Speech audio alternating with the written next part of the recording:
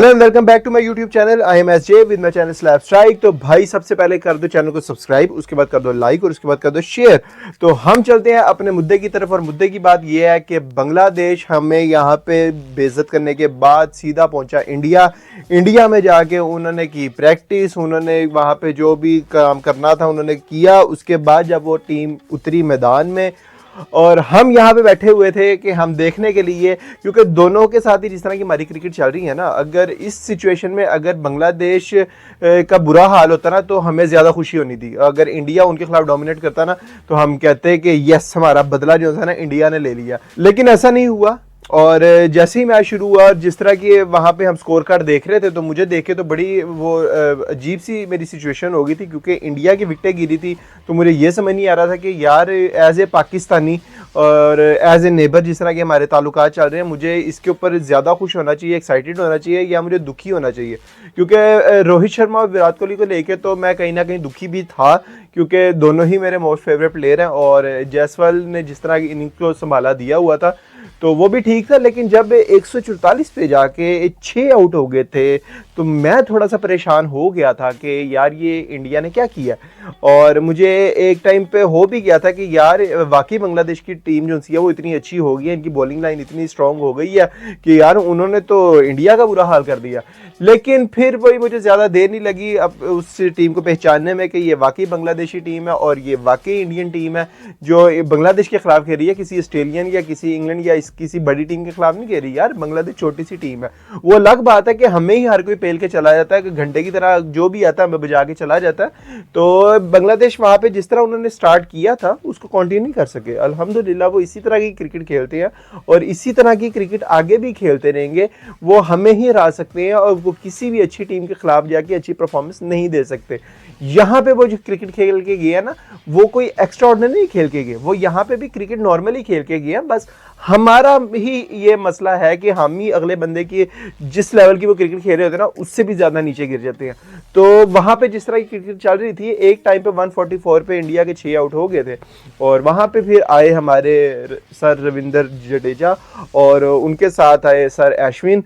यार मैं यहाँ पे ना कलप रहा हूँ बैठ के कि यार यंगस्टर को मौका नहीं दे रहे, और मैं अब इंडिया में देख रहा हूँ कि इंडिया की जो टीम उन्होंने खिलाई है, रोहित शर्मा 35 ईयर्स, विराट कोहली 35 ईयर्स, उसके बाद हमारे जो रविंद्र जडेजा वो भी ऑलमोस्ट 35 ईयर्स, उसके बाद रविंद्र ये अश्विन, भाई अश्विन तो 37 प्लस है और वो क्रिकेट खेल रहा है और वो वहाँ पे 37 का होने के बावजूद भाई वो सेंचुरी कर गया। आप हिसाब लगा लें कि जिस तरह की बांग्लादेश की क्रिकेट टीम थी, जिस तरह की उनकी बॉलिंग थी, ये बॉलिंग थी, इस तरह की बैटिंग करनी थी इनके खिलाफ तो इन्होंने खुद ही मुरझा जाना था। लेकिन हम देख रहे थे कि वहाँ पे नाहीद जो है 150 पे बॉल करवा रहा है और मोहम्मद जो इनका महमूद है उसने कोई अच्छी लाइन और लेंथ रखी हुई या हम उसके आगे लेट गए, लेकिन वो नहीं लेटे। भाई ये होती हैं बड़ी टीमें जो इस तरह की टीम्स के खिलाफ जब परफॉर्म करती है ना तो हम भी सिर्फ ऐसे देख रहे होते हैं कि यार काश कि हमारी भी टीम ऐसे खेल रही होती। हमारे मुंह से ना सिवाय काश के कोई और वर्ड ही नहीं निकलता।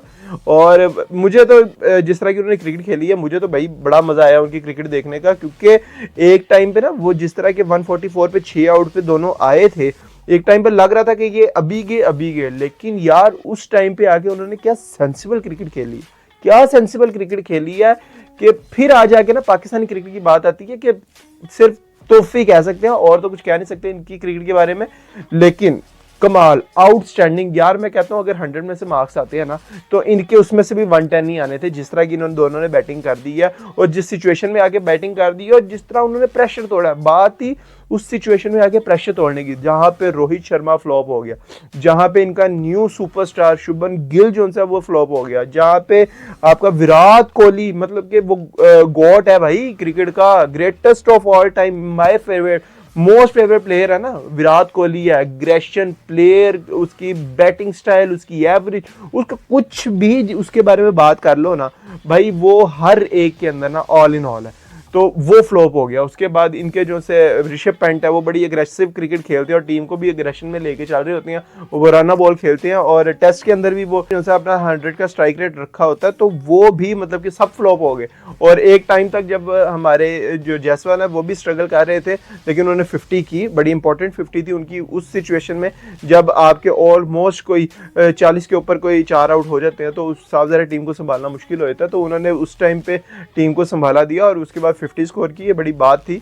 और फिर आ जाके अगर हम आ जाते हैं 144 के बाद के हालात बदले, जज्बात बदले, जो सब कुछ उन्होंने बदल के रखा भाई, वो अश्विन और जडेजा इन दोनों को जितना क्रेडिट दे देते ना भाई उतना ही काम है। किधर इतने पे आउट थे उनके 6 और अब ऑलमोस्ट उनका कोई 350 स्कोर होने वाला है और 200 स्कोर की उनकी पार्टनरशिप होने लगी है। और सिर्फ इस पे ने कितने ओवर खेले हैं, 37 ओवर्स में 197 की पार्टनरशिप भाई, इट्स मीन अ लॉट। ये अपने अंदर ही मेरे ख्याल से तो किसी अचीवमेंट से कम नहीं होगी। ये लोग ना अपने आखिरी टेस्ट खेल रहे हैं, क्योंकि इसके बाद इंडिया की बी टीम भी तैयार बैठी है, उसके बाद सी टीम भी, 3 टीमें एट ए टाइम इंडिया की तैयार बैठी हैं।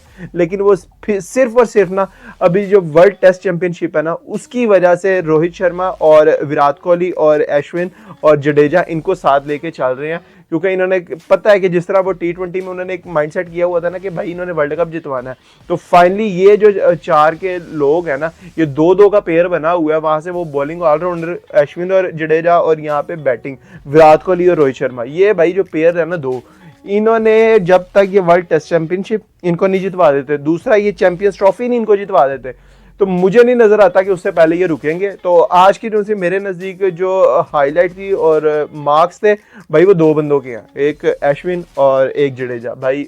और मुझे तो बहुत मज़ा आया इनकी क्रिकेट देखने का।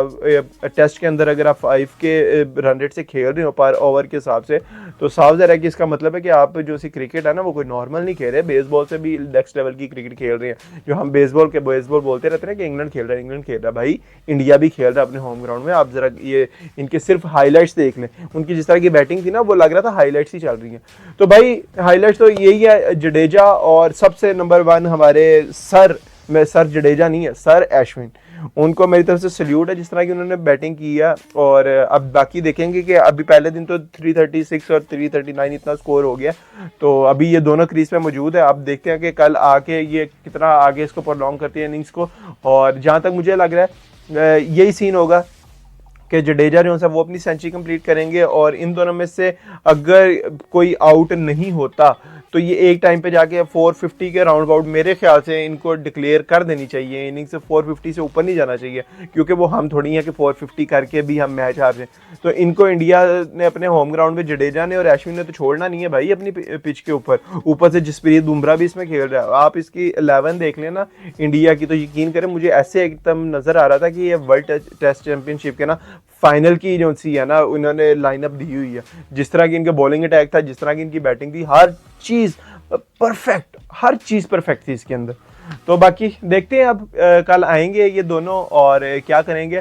और इस मैच की प्रेडिक्शन क्या हो सकती है मेरी, तुम बताओ क्या होगी मेरी प्रेडिक्शन। एक ही प्रेडिक्शन है भाई कि इंडिया ने जीतना है, इसके अलावा कोई और तुम्हारे पास ऑप्शन है तो मुझे बता दो। इंडिया जीतेगा, और पहला दिन था लेकिन प्रेडिक्शन तो अभी से कर दी है मैंने। तो देखते हैं अब आने वाले दिनों में क्या होता है। बाकी विराट कोहली से मुझे उम्मीद है कि पता नहीं उनकी सेकंड बैटिंग आएगी भी कि नहीं आएगी। मुझे तो नज़र आ रहा है कि अब नेक्स्ट जो सा टेस्ट है ना उसके अंदर ही उनकी बैटिंग देखने को मिलेगी। तो hope for the best Virat Kohli के लिए भी और रोहित शर्मा के लिए भी। हमें अच्छी क्रिकेट दिखाएंगे ये आने वाले दिनों में। तो आज तक के लिए इतना ही। अगर अभी तक मुझे बर्दाश्त कर रहे हो और मुझे अभी तक देख रहे हो तो भाई चैनल को लाइक कर दो, शेयर कर दो, सब्सक्राइब कर दो। नेक्स्ट वीडियो तक के लिए अल्लाह हाफिज़।